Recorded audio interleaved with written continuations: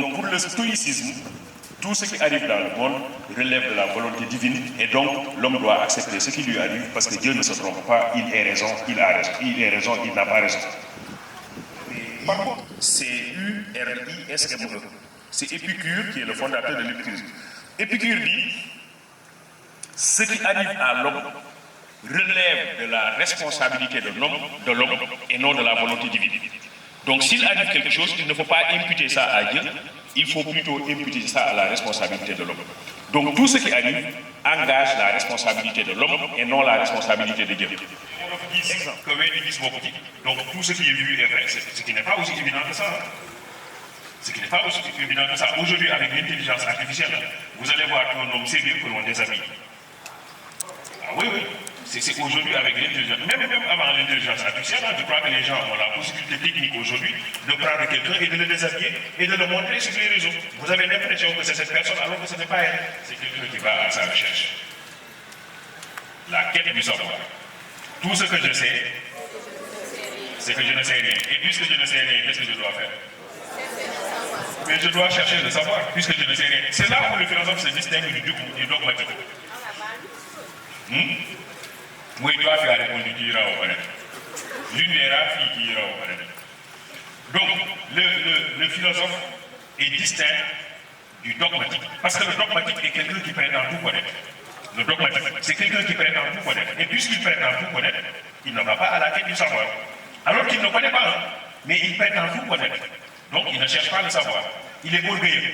Le philosophe, par contre, est humble. Il reconnaît son ignorance. Et à partir du moment où il reconnaît son ignorance, il va à la quête du savoir. On va dire donc que le dogmatique ne sait pas, mais il ne sait pas qu'il ne sait pas. Le dogmatique ne sait pas, mais il ne sait pas qu'il ne sait pas. Voilà pourquoi il ne va pas à la quête du savoir. Le philosophe, par contre, ne sait pas, mais il sait qu'il ne sait pas. Je ne sais pas si vous... Et c'est pourquoi il va à la quête du savoir. Le philosophe ne sait pas, mais il sait qu'il ne sait pas. C'est pourquoi il va à la quête du savoir. Le dogmatique, lui, ne sait pas, mais ne sait pas qu'il ne sait pas. En conséquence, il croit qu'il sait, alors qu'il ne sait pas. Donc le philosophe est toujours quelqu'un qui est à la quête du savoir. Dieu parle de l'augmentation du savoir. Il dit un bon croyant, il doit toujours chercher à augmenter son savoir.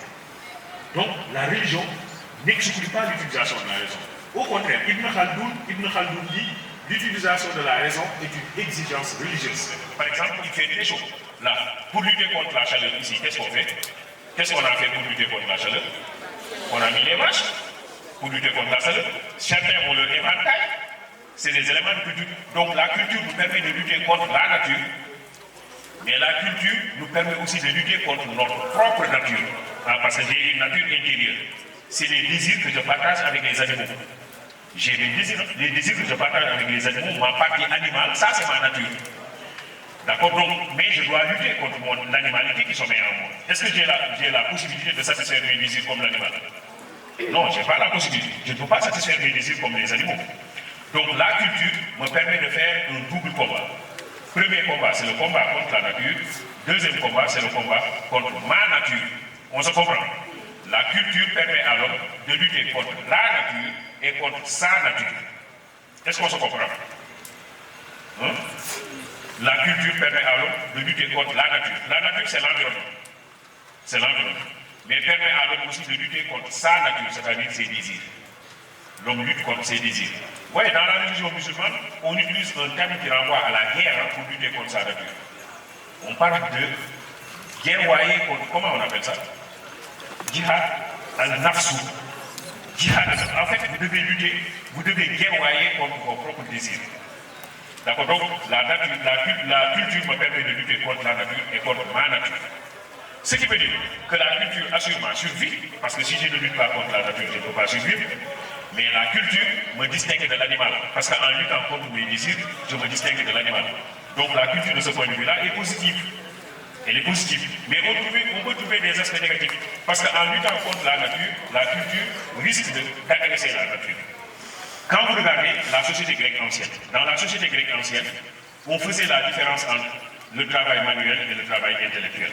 C'est-à-dire qu'on valorisait le travail intellectuel et on minimisait le travail manuel.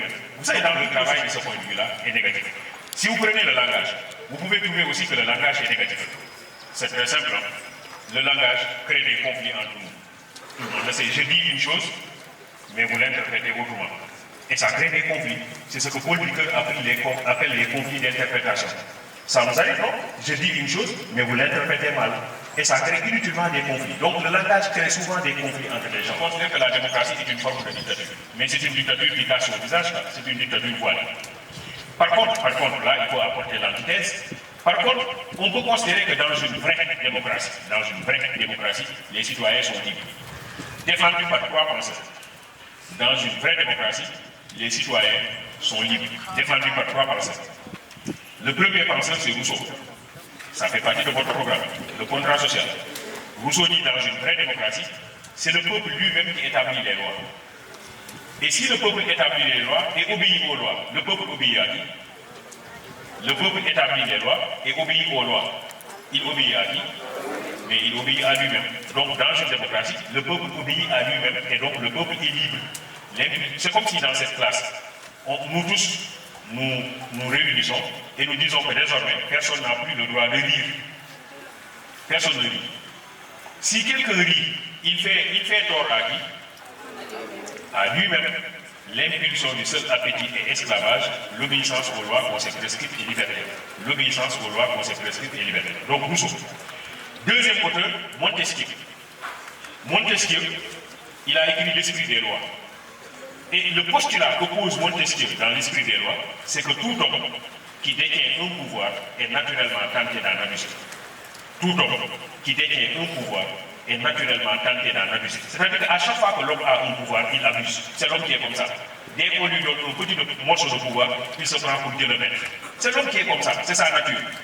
Le prof, des fois, il abuse de son pouvoir en classe. Hein. Je crois que Mme Ndiaye ne fait pas ça. Mais elle est gentille. Hein. Alors, dire un mot sur l'art. L'art, c'est toute production effectuée par un individu conscient dont la seule finalité est le beau.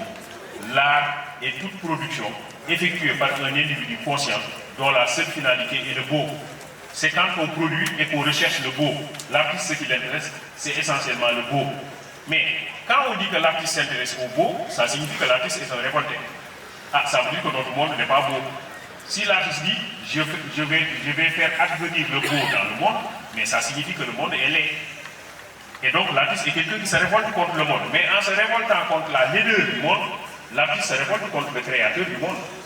C'est pourquoi Nédoncel est un poète français, Nédoncel n'a jamais existé, n'existe pas et n'existera pas. C'est une invention de l'esprit. C'est moi qui l'ai créé, de toute pièce. J'ai fait une introspection et j'ai imaginé qu'au départ ça se passait comme ça. Je ne sais pas si vous dites. Donc Rousseau a imaginé une histoire qui ressemblerait à l'état de nature. Parce qu'il dit, moi je ne fais pas confiance en l'histoire. C'est le drame historique de la philosophie qui est le drame philosophique de l'histoire dont parle Émile Breyer. Émile Breyer dit, si on regarde l'état de nature chez Rousseau, c'est le drame historique de la philosophie ou le drame philosophique de l'histoire. C'est lorsque le philosophe ne fait plus confiance en l'histoire et préfère créer dans une certaine mesure sa propre histoire. Voilà ce qu'on dit. Prouver le beau. Est-ce qu'on peut prouver le beau? Kant dit que le beau ne se prouve pas, il s'éprouve. Le beau ne se prouve pas, il s'éprouve. On le dit, on le sent, c'est tout. Il ne se prouve pas, il s'éprouve, on le sent. C'est ce qui plaît universellement sans concept. C'est ce qui plaît universellement sans concept. Si je dois vous prouver, moi j'ai une femme et je dois vous prouver qu'elle est belle. Je dis, mais regardez, elle est belle, regardez, etc. C'est que finalement, elle n'est pas belle. Parce que vous ne devez pas me convaincre pour que j'accepte que c'est beau. Je dois regarder et voir tout de suite que c'est beau. C'est ce qui plaît, sans concept. Pas d'explication. Je dois le sentir. Le beau ne se prouve pas, il s'éprouve. Vous connaissez éprouver? Éprouver, c'est sentir quoi. Voilà, ça s'éprouve, mais ça ne se prouve pas. Est-ce qu'on peut expliquer une œuvre d'art? Ça revient à la même chose, sauf que l'œuvre d'art fait l'objet de plusieurs interprétations. Chacun de nous peut avoir sa propre interprétation de l'art. Nous ne sommes pas obligés d'accepter l'interprétation donnée par l'artiste lui-même. Nous pouvons avoir, nous, notre propre interprétation de l'œuvre d'art. Et c'est pourquoi on a dit que l'œuvre d'art, c'est Kant qui parle toujours, quand il dit l'œuvre d'art, c'est un jugement de goût. C'est un jugement de goût. Et puisque c'est un jugement de goût, chacun de nous peut avoir son propre jugement, chacun de nous peut avoir sa propre appréciation. Peut-on fournir? Non. En fait, Le problème, c'est que des fois, on l'a dit tantôt, des fois j'ai des idées, mais je n'arrive pas à les dire, non? Parce que je ne trouve pas le mot pour exprimer ces idées. C'est que là, des fois, nous avons nous des noms en Wolof qu'on ne peut pas dire en français. Je ne sais pas, parce que ça n'existe pas chez eux. Oui, je ne sais pas quel nom, mais certainement en Wolof, il y a des réalités qu'on ne peut pas nommer en français, qu'on ne peut pas nommer en anglais, n'est-ce pas, madame Dieu? Concoron, par exemple, il dit Concoron. Oui, le paradis, ça me dit comment on va le dire? Ne cesse de nous rappeler la date de la conférence et je vous dis, il a réservé une date exceptionnelle à Diourbel. Je sais qu'il est très chargé. D'ailleurs, c'est lui-même qui m'a rappelé donc, la synthèse. Donc c'est lui qui a retenu cette date-là.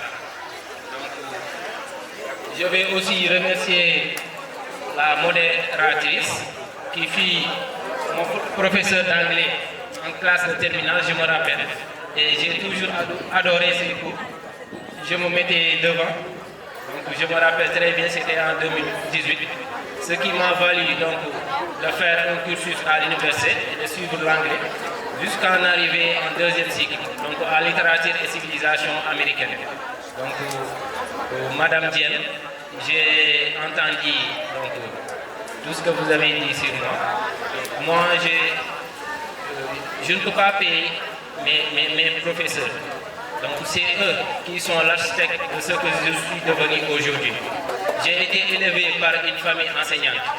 Donc tout ce que je suis, c'est eux qui l'ont fait en moi. Et je vais remercier donc le parrain et j'aimerais éclaircir un peu donc, le choix porté sur sa modeste personne. Et au niveau de la présentation, on avait oublié donc, de rappeler à tous ces élèves présents et aux invités que le parrain que nous avons choisi, on ne l'a pas choisi parce que c'est un homme politique. 30 ans en arrière, là où je suis, le parrain était le président de la coordination des étudiants du gouvernement.